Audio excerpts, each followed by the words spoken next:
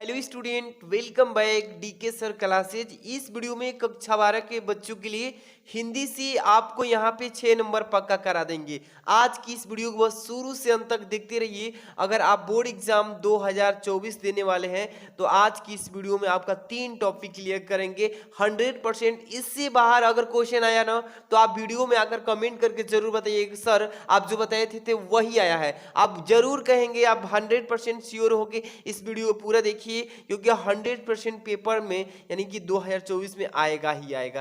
क्योंकि देखिए आज का जो टॉपिक है रस छंद अलंकार, और ये दो दो नंबर के तीनों मिलके आते हैं। टोटल 6 नंबर आज की इस वीडियो में पक्का होगा। वो भी याद करने का ट्रिक थोड़ा समझाएंगे हम कि कैसे याद कर लेना है, वो भी उदाहरण को कैसे पेश करेंगे। आज की इस वीडियो को बस शुरू से अंत तक देख लीजिए और लाइक कर देना है। अगर चैनल पे नए हैं तो सब्सक्राइब कर लीजिएगा बाबू, ठीक है। चलिए ध्यान दीजिएगा, सबसे पहले नंबर मैं यहाँ से एक एक टॉपिक को लेकर के चल रहा हूँ, ध्यान दीजिएगा, ठीक है। पहला दिया है इसमें रस, पेपर में ऐसे ही आएगा। रस में आपको सबसे पहला नंबर हास्य रस, दो रस को बताएंगे। अच्छे से अगर पढ़ लेते हैं ना तो 100% आएगा इसी में से। रस पहले में रस में हास्य रस को याद कर लीजिएगा, ठीक है। देखिए इसका पहले परिभाषा लिखेंगे, तब इसके बाद से इसका क्या लिखते हैं, अभी उदाहरण लिखेंगे, समझ लीजिए। देखिए अपने अथवा पराये के, कहिएगा कि अपने अथवा पराये के परिधान, यानी परिधान का मतलब क्या होता है, वेशभूषा। अपने अथवा पराये के परिधान यानी कि वेशभूषा, वचन, वचन का मतलब बोली बात, ठीक है, अथवा क्रियाकलाप यानी कि जो रहन सहन कार्यक्रम है, ठीक है, क्रियाकलाप आदि से उत्पन्न हुआ हास नामक अस्थाई भाव, विभाव, अनुभाव और संचारी भाव के संयोग से, संयोग मतलब मिलावट से हास्य रस का रूप ग्रहण होता है, जिसे हम हास्य रस कहते हैं। समझे ना। इसी तरीके से तैयार करना है। बेस्ट तरीका क्या हो सकता है कि अपने अथवा पराये के परिधान यानी कि वेशभूषा, वचन अथवा क्रियाकलाप आदि से उत्पन्न हुआ हास नामक अस्थाई भाव, विभाव, अनुभाव और संचारी भाव के संयोग से हास्य रस का रूप ग्रहण होता है, जिसे हम हास्य रस कहते हैं। एग्जाम्पल भी बोलता है कि लिखकर बताइए, तो आपको एग्जाम्पल इसका समझ लीजिए, तब इसके बाद स्पष्टीकरण कर देंगे, समझे ना। उदाहरण लिखेंगे कि नाना वाहन नाना वेशा, क्या लिखेंगे कि नाना वाहन नाना वेशा विहसे शिव समाज निज देखा, ठीक है। इसके बाद को मुखहीन विपुल मुख काहू, बिन पद कर को बहु पद बाहू। 4 लाइन का आपका उदाहरण रहेगा, ऐसे ही आपको एग्जाम्पल लिख देंगे, ठीक है। इसके बाद आपका स्पष्टीकरण, स्पष्टीकरण करना है इसको, तो हेडिंग डालेंगे स्पष्टीकरण, लिखेंगे कि उदाहरण में अस्थाई भाव यानी कि हास का आलंबन शिव समाज है। कौन सा है, शिव समाज है। आश्रय शिव स्वयं है, इसमें अवधीपन विचित्र वेशभूषा है। ऐसे ही हो जाएगा इसका रस में हास्य रस का इंपॉर्टेंट क्वेश्चन। इसके बाद अगला है आपका रस से मोस्ट इंपॉर्टेंट, ठीक है। यहाँ पर अथवा में मैं बता देता हूँ करूड़ का, ठीक है। देखिए ज्यादा नहीं लिखना है उसमें, स्पष्टीकरण में इतना ही समझते चलिए। अथवा में भी बता देता हूँ कि मान लीजिए अथवा में भी आता है पेपर में कि ये कीजिए ये कीजिए रस में, तो आपको ये बता देता हूँ करूड़ रस का, अच्छे से पढ़ के चाहिए, ओके। देखिए करूड़ रस का लिखेंगे बंधु विनाश, बंधु विनाश, बंधु वियोग, द्रव्य नाश और प्रेमी के सदैव के लिए यानी कि बिछड़ जाने से करूड़ रस उत्पन्न होता है। समझे ना कि बंधु विनाश, जब बंधु का विनाश होता है, बंधु का वियोग होता है, द्रव्य का नाश होता है और प्रेमी के सदैव के लिए बिछड़ जाने से जो उत्पन्न होता है उसी को करूड़ रस कहते हैं, समझे।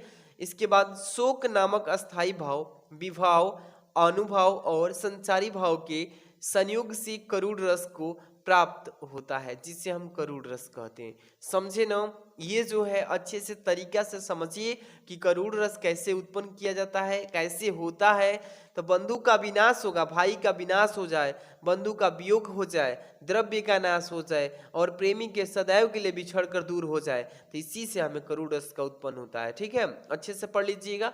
इसका एग्जाम्पल थोड़ा समझ लीजिए यहाँ पे उदाहरण में कि क्यों छलक रहा दुख मेरा उषा की मृदु पलकों में, क्यों छलक रहा दुख मेरा उषा की मृदु पलकों में, हाँ उलझ रहा मुख मेरा संध्या की बन अलकों में। इसको पढ़ के जाना है अच्छे से, एग्जाम्पल इसका सेट कर लीजिएगा दिमाग में, इसके बाद थोड़ा सा स्पष्टीकरण, ठीक है, तब जाके अच्छा से नंबर अचीव कर पाएंगे। हम बहुत सारे अच्छे से इसमें तैयारी कराने वाले हैं। जो बच्चे इसका पीडीएफ चाहते हैं तो पीडीएफ सेंड करेंगे व्हाट्सएप ग्रुप में, ठीक है। स्पष्टीकरण की उदाहरण में जो कवि है, कवि के हृदय का शोक अस्थाई भाव है। शोक जो है किस रूप में है? अस्थाई भाव है। यहाँ प्रियतमा यानी कि प्रियतमा मतलब प्रेमी आलंबन है, क्या है? आलंबन है, तथा प्रेमी जो है कवि आश्रय है। कवि के हृदय का उदागार यानी उदगार अनुभाव है और अंधकार रूपी केस पास, ठीक है, केस पास तथा संध्या उदीपन है। अब देखिए अशुकालीन ओस की बूंदे संचारी भाव है।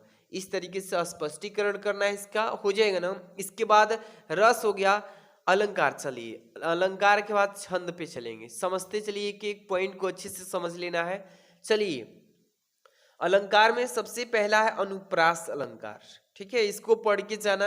अनुप्रास बेहद ही इंपॉर्टेंट है 2024 बोर्ड एग्जाम के लिए, या फ्यूचर में जितने भी बोर्ड एग्जाम्स आएंगे सब में ये पूछा जाता है कि इसका लिखेंगे कि एक ही वर्ण की बार बार आवृत्ति होने पर अनुप्रास अलंकार उत्पन्न होता है।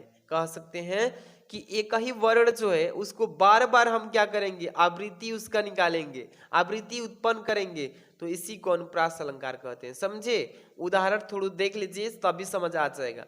उदाहरण में क्या बताया गया कि कानन कठिन भयंकर भारी अघोर घाम हिमवारी बयारी। तो ये इसका उदाहरण हो जाएगा। संस्कृत में 2 लाइंस का स्पष्टीकरण कर देते हैं। देखिए स्पष्टीकरण करेंगे कि उदाहरण में क भ र घ म अक्षर ये जो है एक से अधिक बार आया है, इसीलिए जो होगा ये अनुप्रास अलंकार के अंतर्गत आएगा, ठीक है। समझ रहे हैं ना? यहाँ पे यह अनुप्रास अलंकार हो जाएगा। समझे बाबू? अगला है रूपक अलंकार, ये अच्छे से पढ़ लीजिए और आप कमेंट में ये भी बताइए कि आपने कौन कौन पहले से ऑलरेडी तैयारी कर रखा है, ठीक है। और उम्मीद है कि आप लोग हिंदी की तैयारी बेस्ट कर ही लिए होंगे और तैयारी कर रहे हैं। रूपक अलंकार, ठीक है, जहां उपमेय यानी कि इसका मतलब कि जिसके लिए उपमा दी जाती है। जहां उपमेय में उपमान का मतलब होता है उपमेय की जिसके साथ तुलना की जाती है। तो कहेंगे सीधी सीधे बात कि जहां उपमेय में उपमान का देखिए निषेध रहित आरोप हो वहां रूपक अलंकार हो जाता है। समझे ना? रूपक अलंकार को ऐसे परिभाषित कीजिएगा, थोड़ा एग्जाम्पल समझ लीजिए फिर आगे बात करेंगे। उदाहरण में लिखेंगे कि गिरा अनिल मुख पंकज रोकी प्रकट न लाज निशा अवलोकी। ये हो जाएगा इसका 2 लाइन एग्जाम्पल। इसके बाद थोड़ा सा स्पष्टीकरण भी जरूरी है ताकि समझ आ जाए पूरा, तभी जाके फुल नंबर मिलेगा। लिखेंगे यहाँ गिरा जो है ये वाणी में भौरे का, मुख में कोमल का और लाज में निशा का निषेध रहित आरोप होने से रूपक अलंकार उत्पन्न होता है। यह स्पष्टीकरण हो जाएगा। इसके ठीक बाद अब हम एक और अलंकार हो गया ना, 2 अलंकार हो गया। इसके बाद अब छंद पे चलते हैं। छंद पढ़िए, ठीक है। छंद वेरी वेरी मोस्ट इंपॉर्टेंट सभी है बच्चों, ऐसे ही आता है क्वेश्चन में ग नंबर पे आएगा, ठीक है। छंद में देखिए चौपाई समझा देते हैं इसके बाद एक और बताएंगे।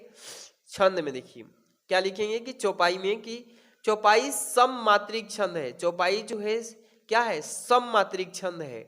इसमें 4 चरण होते हैं। चौपाई में कितने चरण होते हैं बाबू? 4 चरण होते हैं और प्रत्येक चरण में 16 मात्राएं होती है। कितनी होती है? 16 मात्राएं होती हैं। अंत में जगन यानी कि इस तरीके से सिंबल के द्वारा अथवा तगड़ यानी कि इस तरीके से SS1 का प्रयोग नहीं होना चाहिए, ठीक है। ये संकेत में बताया जाता है चौपाई के। उदाहरण थोड़ा समझा देते हैं। इसकी मात्रा कैसे कैलकुलेट करेंगे, कैसे लिखेंगे आप समझ लीजिए। देखिए बंदो गुरु पदुम परागा सुरुचि सुवास सरस अनुरागा। इसके बाद थोड़ा सा और देखिए अमीय देखिए अमीय मुरिमय, यहाँ पे देखिए चूरन चारु समन सकल भवरूज परिवारु। तो इसका अब मात्राएं समझ लीजिए, एक दो मात्राएं समझा देता हूं फिर आप भी लगाना सीख जाइएगा। बंदौ गुरु, देखिए बंदौ लिखा है ना, ब अब अम्यंग का मात्रा, तो इसमें दो मात्रा एक साथ कनेक्शन है इसका, तो एस जो इस तरीके से देगा तो दो मात्राओं को इस तरीके से इंडिकेट कर रहा है। द में सिंगल है तो इस तरीके से एक के जैसे खींच लीजिएगा। उ में एक मात्रा है तो एक इस तरीके से, ठीक है। इससे ग गम बड़ा छोटा मतलब गु, तो ये दो एक साथ है तो गु आरम बड़ा गुरु।